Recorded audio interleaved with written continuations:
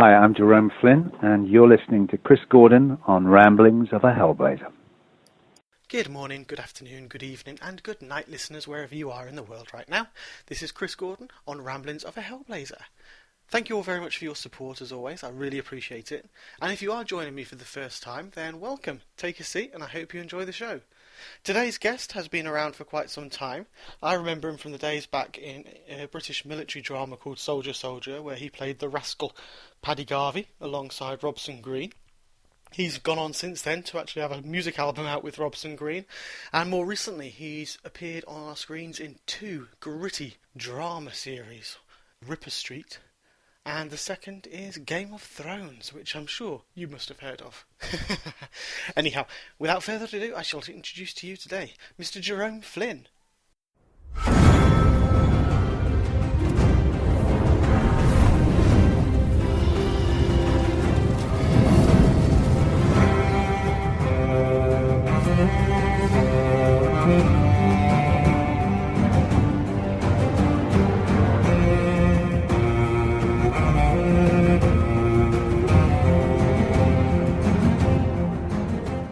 Good afternoon, Jerome. How are you? I'm good, Chris. Thank you. Pleasure to be on. Great. It's a pleasure to have you on. I really do appreciate you doing this. I know I met you way back when in Wales Comic Con, and your schedule has been so hectic that I really do appreciate the time that you've taken. Pleasure. Cool. So as you know, we've got some general questions, just a couple, and then I've got questions which have been sent in from a lot of fans who are very excited to find that you were on. So we shall start off. Okay, what made you first decide to have a career in acting? I think acting was definitely in the culture of my family because both my parents were actors. They met at drama school. Mum thankfully gave up eventually to look after three kids, but Dad carried on. So we were brought up in that kind of bohemic culture. And it is kind of, there was in the blood, and not such an unusual thing to consider, something we were used to. So that does make a difference, I think. And then I did something, I remember doing a play at school when I was 15, maybe 14, in a comedy, and I dressed up in drag in Charlie's Aunt and played a woman, and I just remember a certain magical connection with the audience that I found kind of electric, and but also something just that can happen in the magic of theatre, in the relationship, and when there's a live audience, that there's an element of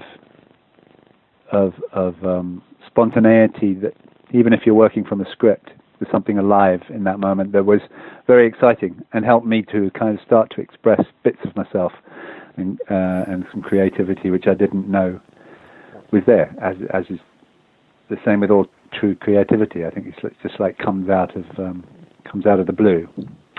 So that's what kind of got me hooked, I think, and the fact that from that girls started to fancy me where they hadn't before. Well, that's always that's the more basic side. But it was a mixture. No,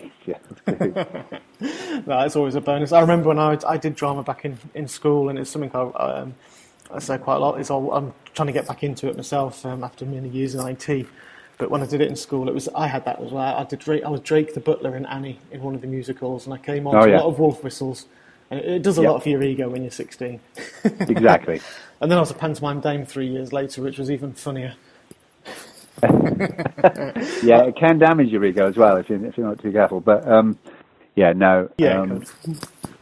I think that was also. But for me, it's like, it's part of that self. I was a younger child as well, and my older brother and sister were very clever, and I kind of felt in a way that I wasn't seen much because I wasn't the clever type,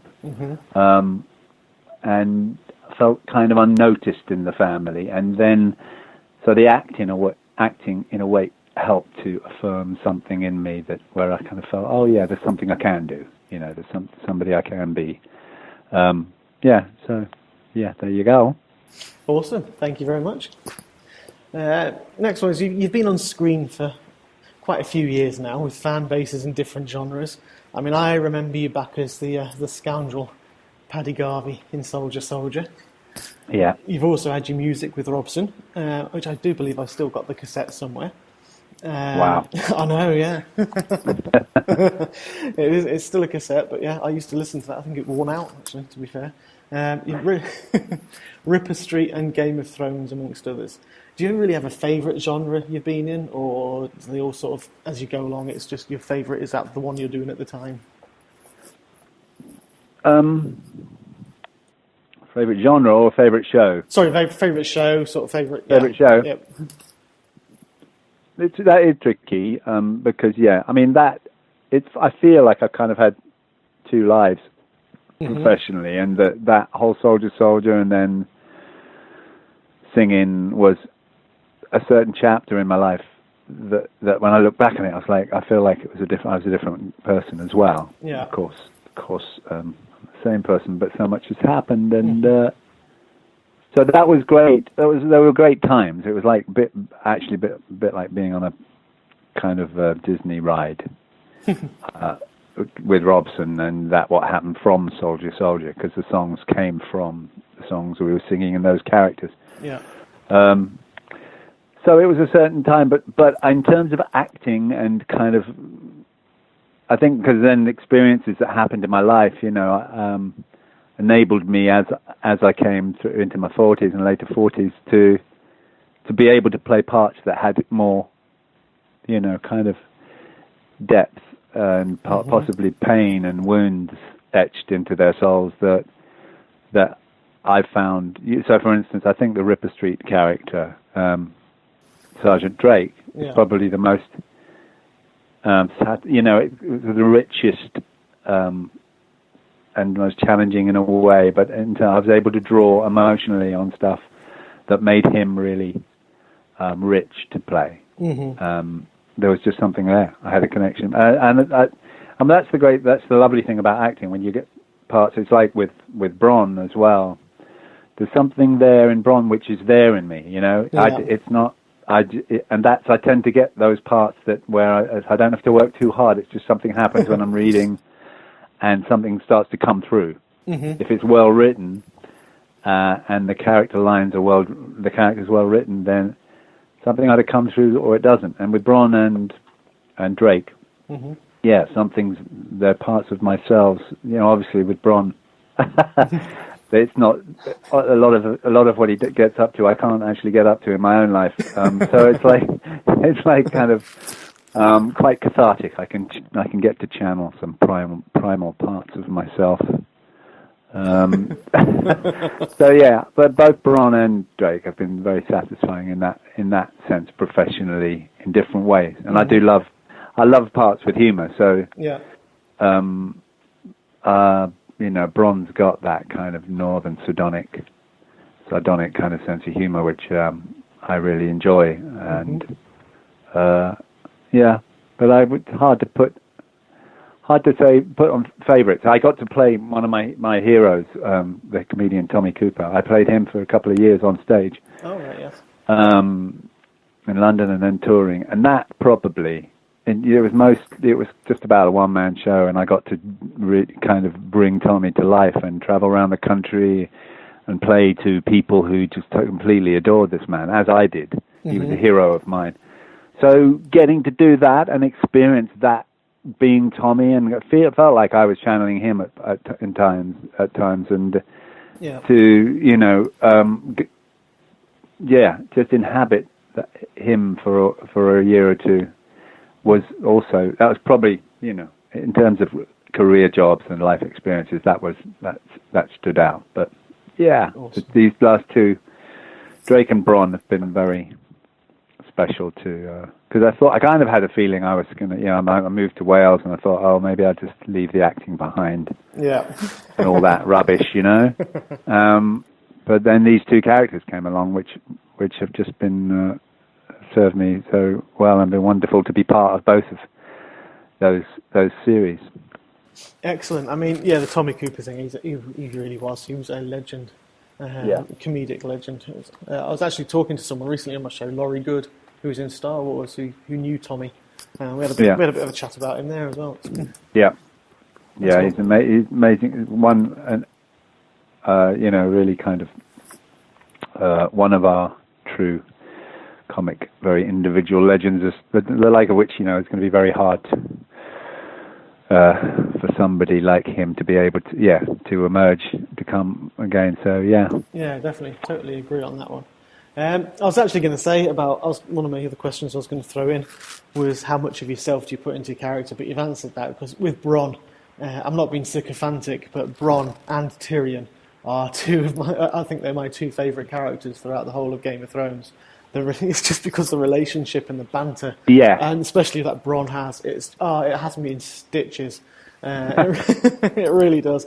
Especially, there's a question coming as well later, but that scene where Pod has been with the women as well, and Bronn and Tyrion are there. I'll ask the question after, but I was crying with laughter at that. My wife was there going, "What the hell are you doing? What are you laughing at?" And I said, "Oh, you've got to see this." For me, that was a kind of right up my street to be able to land a part like that has the relationship he has with Bronn, because double acts was something I was brought up on and really hooked into when I was young.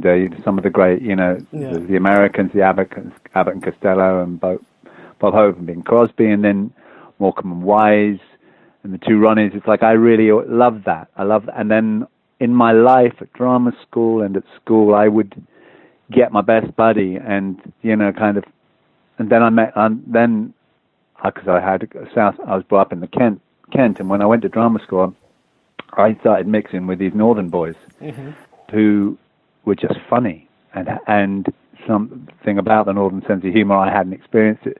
Then I had the 5, 6, 7 years with Robson, so that had a huge effect on me. It was like being part of a double act in one way or another, in many ways.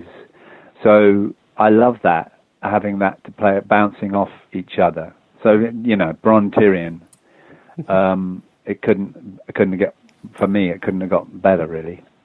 Yeah, it is really, really good. The partnership that you both have. I think Peter as well. He seems to be a very funny man as well. No, he's just a natural clown, really, Peter. He's always there's that part of him. He's always kind of holding back. He wants to get out, and he's like restraining it the whole time. Really, that clown. But a joy to work with him. And I have no idea. I don't know what is in store for Bronn in this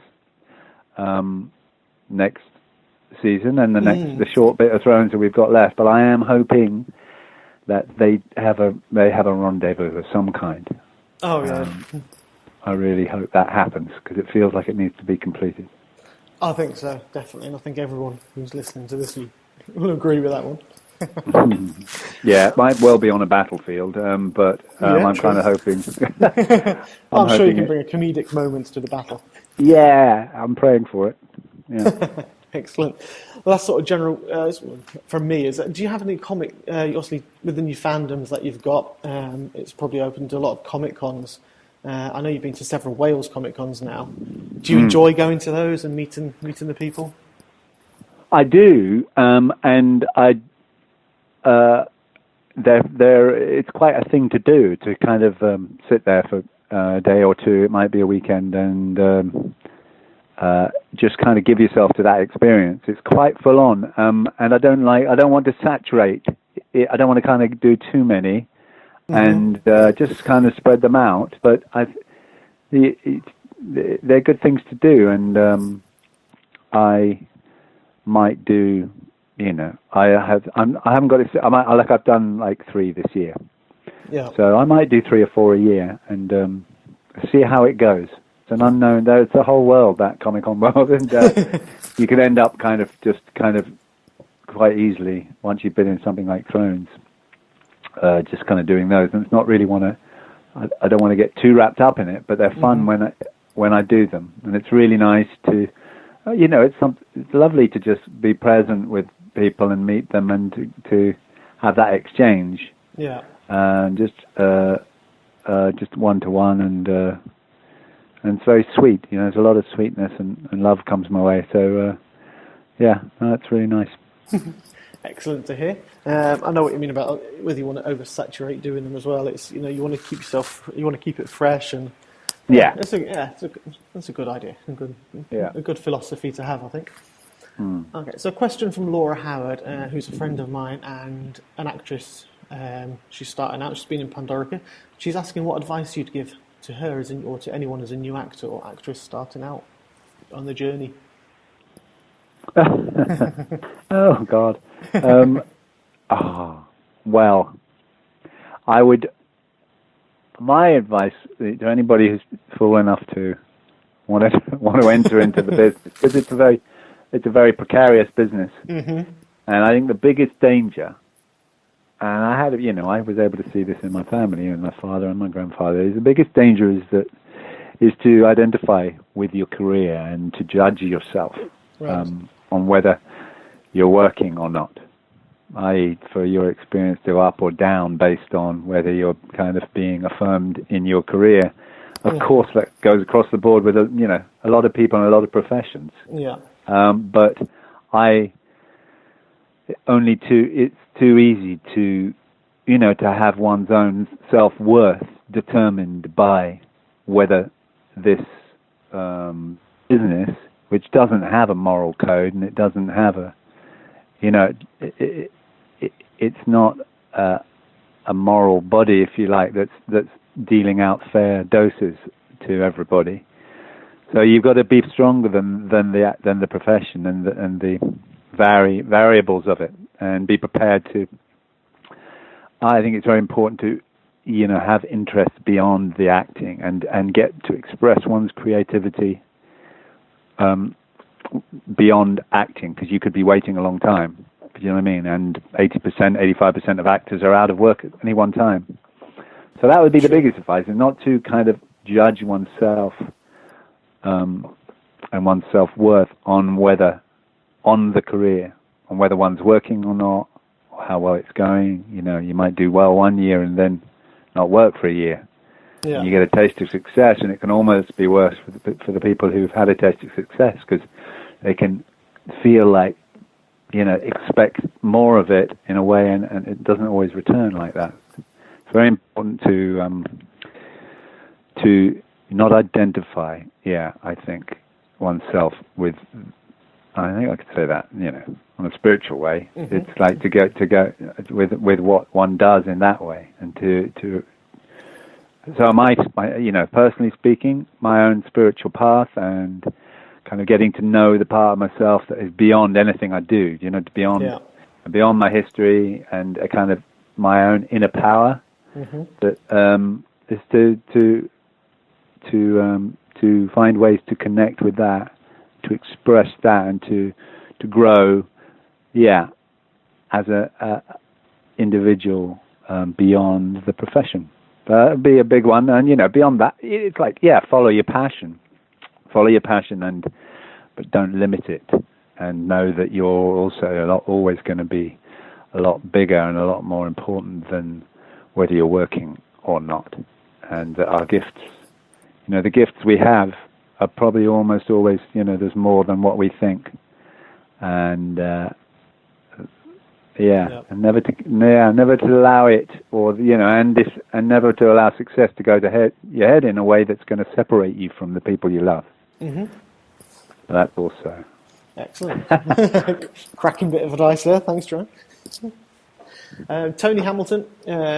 He's another actor actually. He's playing Little John in Robin Hood: New Beginnings. I'm the jailer in that, which I've got next year, which I'm really looking forward to. You're the jailer? I am. I've been cast as the jailer in Robin Hood. And it's a real good twist on the tale of Robin Hood with a female Robin. And it's nice. Very nice, sort of nice style to it. It's in pre-production at the moment. But Tony is asking, sorry, didn't mean to plug that then.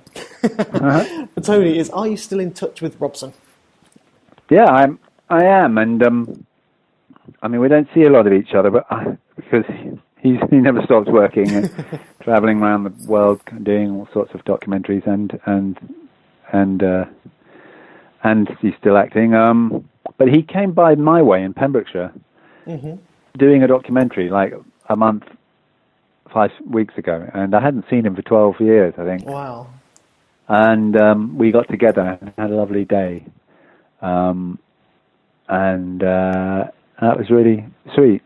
So there's some contact there, and it's always kind of seems quite timeless when we get together. And there's a connection there that doesn't go away. Yeah. We went through so much together and shared a lot of good times and a lot of madness as well. It was several years that you two were together, both either acting or singing. Yeah, the reason we did it was because we knew we could have fun with each other, and when we were made the offer to make the music, and we kind of knew, well, at least we'll laugh our way through it, even if it is a bit weird. So no, we're still friends, and that's really nice. Yeah, that is nice to hear. Following on from that, Wendy Nicholson has asked, would you ever re-sing Up on the Roof, perhaps when this old town starts getting you down? Which leads me to believe she didn't like the first version very much, or perhaps there was something wrong in the way. Yeah. I often find myself singing it. It was one of my favourite songs before I murdered it. Yeah, you did all right. I keep thinking back to when you and Robson did it, to be fair, and I keep singing away to it. Yeah. No, it's a great old song. I think the Drifters did it better than us, of course. But I wouldn't. Singing another, I'm certainly not going to re-release it. So I'm not quite sure what she means. Singing another version, I'm not quite sure what she means by that. But I've kind of left those sort of singing days behind. I still love singing, but I wouldn't be re-singing the song that I sang with Robson and Jerome. That would be a bit strange. Fair enough. I mean, you do actually get to sing a little bit in Game of Thrones as well. Not much, but just humming a few of the tunes. Yeah, he's a bit of a crooner. Yeah, just a little. Nick Fitzgerald has asked, kind of similar, how did you go from being a musician to a bad mother, and I'll leave that word out. He said, would you rather hang out with Tyrion or Jaime? Yeah, well, first of all, I wasn't a musician. You're an actor, first and foremost. I was an actor. And even then, when we did the singing, I wouldn't actually have called myself a musician. I kind of jumped on a bandwagon there that was a lot of fun and sang a lot of great songs. But so I was an actor, trained actor, RSC, which is how I got Soldier Soldier actually. But cool. Yeah, so that's. But it's very interesting actually, because when I got Bronn, I think the image that I left, that Robson and Jerome left, was quite a strong one. Kind of these nice guys. Yeah. Not kind of badass mother bleeps. And when I got Bronn, somebody told me to have a look at some of the blogs or sent me a link, and there was a link to the kind of Westeros and the whole Game of Thrones fans I didn't know anything about, of the books, who were talking about the casting and they were like, they were raving about all the casting, and then I got cast, and some people were so shocked, and by the fact they couldn't put the English, the Americans didn't have a clue, and I think it's probably one of the reasons why I got the part, because the American producers had no idea about my image here, but some of the English fans of the books were like, one guy literally said, "This is the worst day of my life." Jerome Flynn being cast as Bronn, because he couldn't put the two together. Yeah.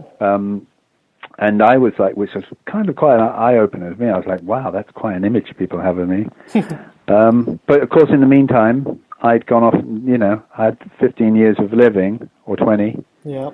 And my face had got craggier, and I wasn't kind of the blue-eyed. Well, my eyes are still about blue, but I'm an actor, so it was nice to come along and hopefully prove them wrong and get to play the badass. So yeah, that's the answer to that question. It was funny though. Yeah, I can imagine. It was very funny. And alternatively, what's quite funny is reading some of the comments. Not that I obviously spend much time reading comments about myself, but I've been sent some, because some of the American people had no idea who I was, who then got Game of Thrones, got to know Bronn, and then found out about my old pop career. And you could, like, on YouTube, some of the comments, they can't believe that Bronn, was, singing Up on the Roof, and I believe, 20 years ago, and some of those videos are making them laugh a lot. So, oh God, I can imagine. Bronn's character compared to the old. Funny. Yeah. It must be amusing to read as well. I think you've actually answered Moonboo's question there as well, so I'll give her a little name mention. She asked a very similar question there. Also, right. Nick's asking, would you rather hang out with Tyrion or Jaime?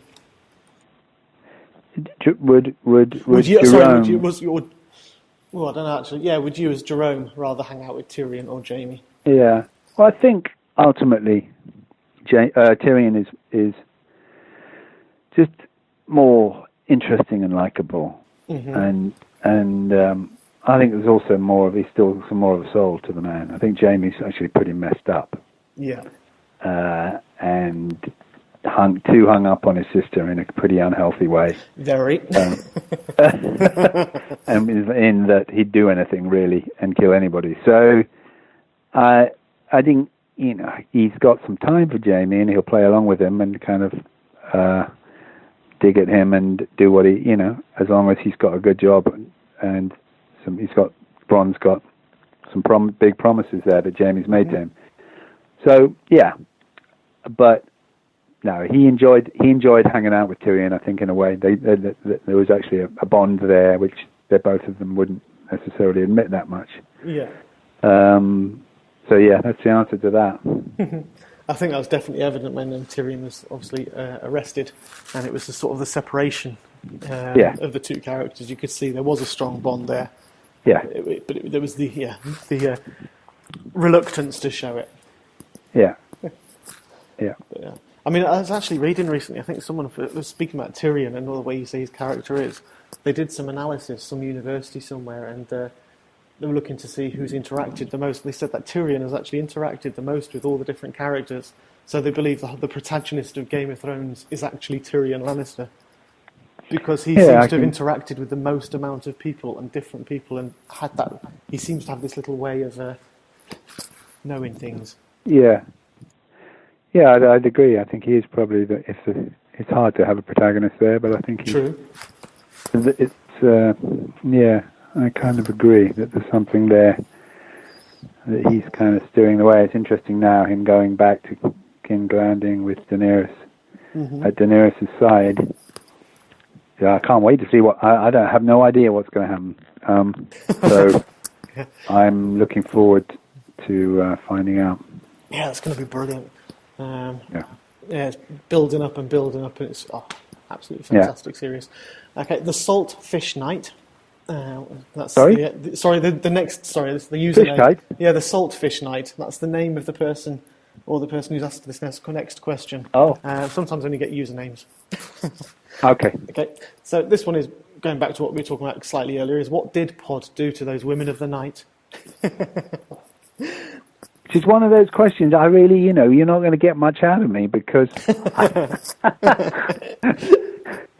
that would obviously be in my imagination, and you don't want to go there. But no, I mean, what did he do? I have no idea. Obviously something. Something diabolically good that every man on the earth would want to know. Yeah. So, can't go there really, I'm afraid. Some things remain secret. Yeah. Cool. So Serena Volpe, she's asked, how does it feel to play in such a great and popular series like Game of Thrones? Yeah, how does that feel? It's well, it's been, I've been doing it for 7 years now, and it's become so much part of my life in many ways. And in those 7 years, it's the enigma that it is, the phenomena, if you like, or phenomenon. Yeah, it's just kind of grown, and there wasn't anything like that. There's no kind of yardstick to measure it by. It's a unique program in terms of its global popularity. and its scale and what they've attempted with it, and how it's been at the forefront of kind of transforming serial television into a level of importance. So it's huge, and I kind of just like I do stop and think, how did I tag along with that one? And and even though it's quite a lot of pressure when you turn up to work each year. Look at the pressure in one sense kind of gets more because the show's got bigger, and you know that everything you say is going to be commented on, and so there's the pressure side of it, but there's also now I'm still I'm lucky enough to still be in it. I think his sense of humour has kind of got him through, but I'm now already thinking, oh God, it's going to be over. Like, if not this season, I don't know, what they got. But if not this, then it's definitely over next. Yeah, it's and that it was going to come to an end, and I've got used to it being there. So it's a really, and it'll be good. It'll be good also, because you can't have, it's good to move on, but it's become a little. A big thing there, and that's opened a lot of doors for me. So also, that's the other thing professionally. It's allowing me to kind of at least get up for things or be able to do things, whether they're acting involved or not. Yeah. That some things that I can really get my heart behind and causes, and so it's been really big. And it's you just kind of like, wow, how did that happen? For any. It's just one of those things that happens in life, and with the kind of social media, but the way that the whole television revolution that's happened over the last 10 years means that you've been involved, in something that's at the beginning of that's kind of just exploding into this thing, and so it's been amazing to be part of that, and real buzz and nice to, in a less important way, but obviously it's nice to recover some of the cool that I might have lost doing Robson and Jerome, some street cred. So that's cool, but that's not that important. Yeah, it's been amazing. It's been a good ride, and an amazing show to be part of. Yeah, fantastic. Yeah, get yourself credit as a bad mofo rather than a crooner. So Diana Wells, can you give Ripper Street fans any hint about the fate of Bennett Drake? Probably not, but go on. See what you say. Well, it depends how much you've watched of it, because it's the 4th season's already been shown on Amazon. Right. Okay. I'm not sure. So I don't know if she's talking about, if she's actually seen that. It's about 4 series. It's about to have its BBC 2 showing, I think, at the end of August. Okay. But if you've seen the Amazon, I better know. If you've seen the Amazon one, if you've seen the Amazon 4 series, then you've seen the fate of Bennett Drake. And if you haven't seen the BBC 4th, then you ain't. And I ain't going to speak about it. But because that would be Yeah.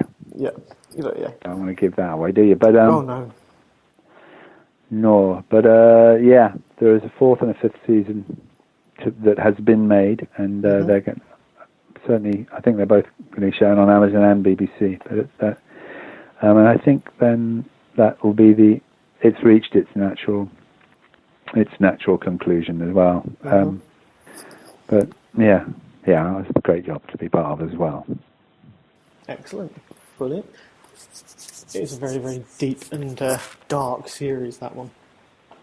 So, deep and dark, deep and dark. But what I really loved about it was the relationships between the main characters were really, there was some complexity there, and they're all exploring their own humanity and darkness and.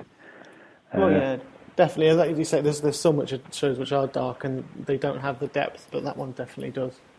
Yeah. It's good to see. So it was lovely to do, but also quite good to be rid of the Victorian darkness. I know, your 2 shows that you've done recently, you've either got Victorian darkness or you've got fantasy middle age darkness, death and destruction. So yeah. Excellent. Yeah, indeed.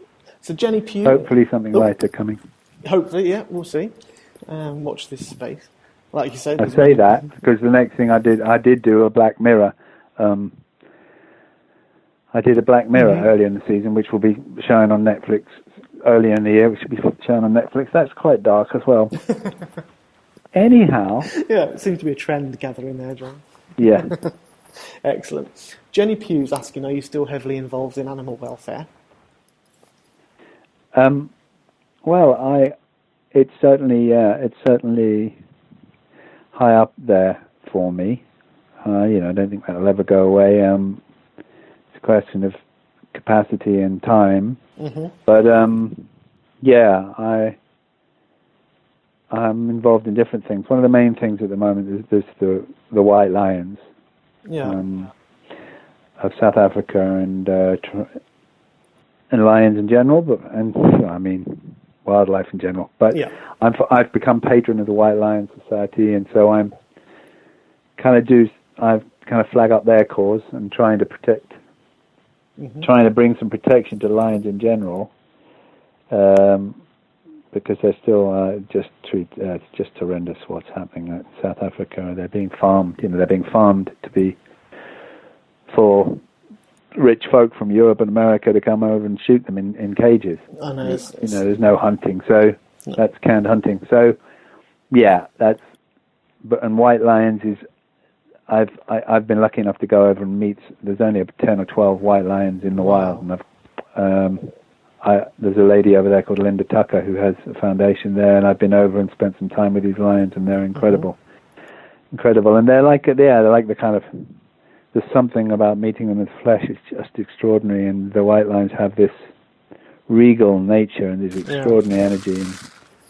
And, so I am involved, and I think it's really, it's difficult. Because there's so much in a human scale that is going, which is horrendous. And the whole refugee thing and ISIS and. So I can be challenged sometimes when I think, why am I involving myself with the animals when there's so much? But actually, I think that it's all related, and I think our connection to nature and our need and our reconnection to nature is so important, and to the animals and to the environment. I think that connecting with that will go hand in hand with connecting to each other and for the barriers and these false walls that we put up and the reasons for all the these ideas that make us do some of the horrendous stuff that's going on. It's all about reconnecting to ourselves because it's so. I think there's a connection between that's what for me animal causes and opening our heart to that is all part of an important, very important part of it. Apart from the fact, and just from a human point of view, it's like, I don't know. We can do what we can in ourselves and on our journeys, but there's only so many years where that if we carry on as we are, a lot of the wild animals just won't be there for our children. Exactly. So, and we're on there's a mass extinction going on. That's the truth of it. There's thousands of species every year we're losing. It is. It's shocking.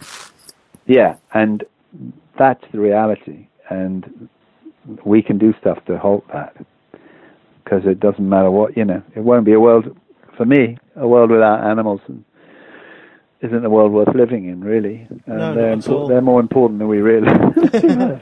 No, I totally agree with that. I think there's a big, arrogance of the human race in thinking that, we're the best on the planet, but you just look at the beauty of all the different types of species of animals there are, and the creatures and everything out there, and you just think, it just humbles you when you actually do realise, and especially when, like you just mentioned, with the extinction of so many that are happening.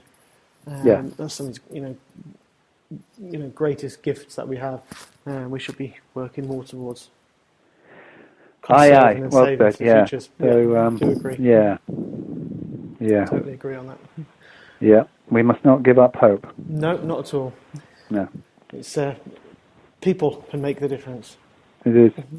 Indeed. It is. So Rosemary Davis Davies, sorry. I knew her as Rosemary Bell back in university too many years ago. She's asking, well, could you tell her more about the mindfulness program that you're an advocate for? The mindfulness program. Well, yeah. I mean, it's kind of it's on this, in the same area that we were just talking about. But, well, I got involved. I started meditating. I was kind of searching and trying to understand life and why I was here. Around in my 20s, and meditation had a huge effect on my understanding of who I am and what life is about. Right.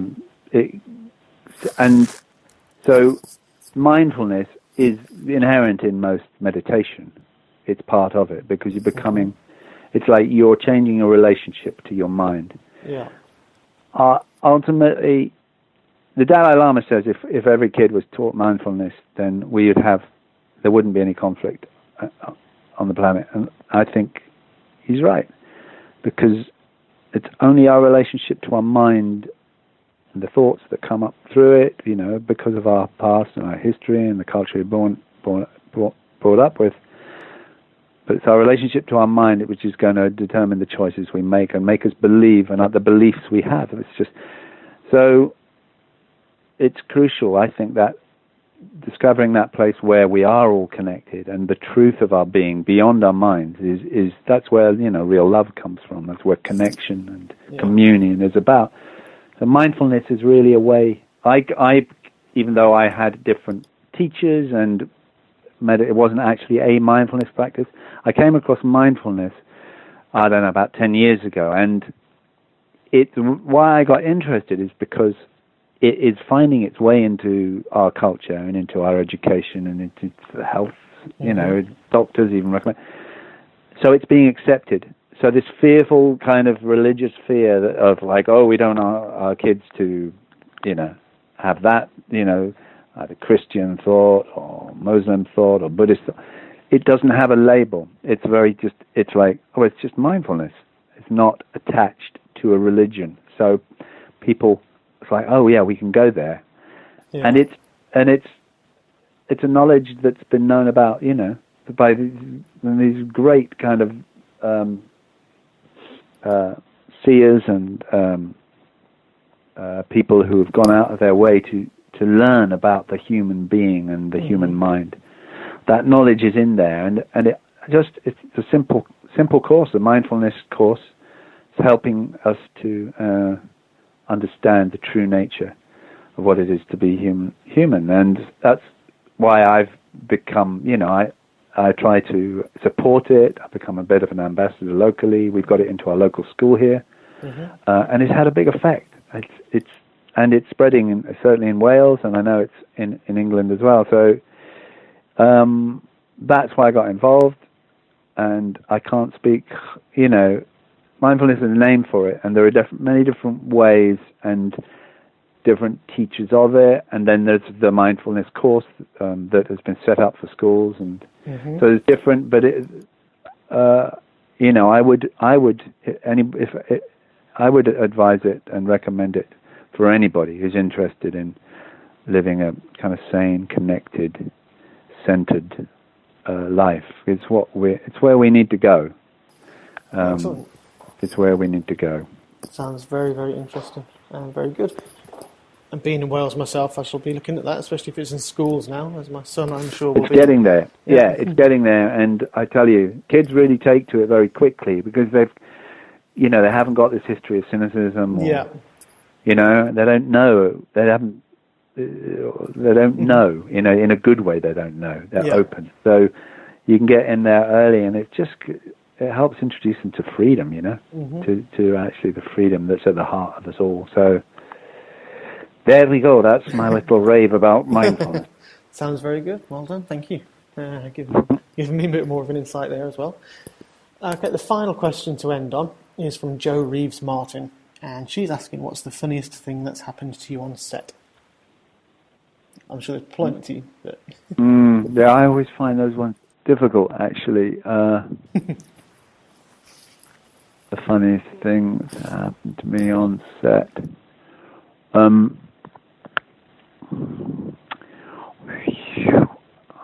I mean, working with Matthew McFadden and or Peter Dinklage, as they're both really bad corpses, and they love to laugh, and if something, just a little thing, sets them off, and I'm not good. So, but being with both, it's like there have been so much where we've just, either I've had a couple of times with Matthew, he had to leave the room. I had to do a scene with him without him there, because he was just inconsolably laughing as soon as I opened my mouth. There was one scene where I had to say, in a Cockney accent, what was it I had to say? I had to say, hang on, just bear with me. Oh my Lord, I've forgotten. I've forgotten what it was, which I can't believe I've forgotten, because we laughed about it for 2 years. But yeah, likewise with Peter, there was one scene where we just got in big trouble. He was just looking at a map, and some lewd, rude kind of image came up in his mind because of what he was saying. And you could tell that the writer had deliberately put it in there. Yeah. And once he twigged what was there, it's like we were in trouble for several hours. Just as well, you have so long in Game of Thrones to film. Yeah. We needed the whole day. Oh God. To get through it. But yeah, I can't. But there's no one particular thing where I think that's the funniest thing, because there've been so many. Yeah, fantastic. Which helps you get through it all. Yes. You've got to have a laugh and a smile and a joke around things, I think. Yeah. Goes without saying. Yeah. Cool. That was actually sadly my last question. I've just got two people who couldn't get questions in because they couldn't think of one. They were desperately trying to think of one. But they love your character, Bronn. It was Clarissa and Rohan. So if you could say hello to those two, it would be great. Clarissa and Rohan. Hi, guys and girls. Yeah, well, you didn't need to ask any questions, but have a good day. Cool, thank you. They'll like that. I didn't know what else to say, sorry. Oh, that's fine, don't worry. Okay, and just quickly before I stop recording, is there anything that you would love to say or like to say to all the people who are listening and all your fans out there? Yeah, I would love to just say thank you for being so supportive and for letting me know that what I do isn't a waste of time, because sometimes as an actor you can think, really? Am I really spending my life in this crazy business kind of pretending to be other people? And it's nice. It really helps to know that it means a lot to other people and that you bring, entertainment and joy into other people's lives. That makes it worth doing. So I really want to thank you for that reflection and that feedback, because that makes it a kind of two-way thing, and it makes me realize there's an exchange here, and I'm not just kind of in a crazy business for dubious reasons, just because more girls fancied me when I was 15. So thank you, thanks a lot for being there, and I hope there's more years of that exchange to come. Well, thank you, Jerome. That was absolutely fantastic. Absolutely brilliant to hear about how passionate you are about the causes that you support. And thank you to all the listeners who sent questions in. I hope you all got the answers that you wanted. And thank you all for listening. This has been Chris Gordon on Ramblings of a Hellblazer with Jerome Flynn. Goodbye.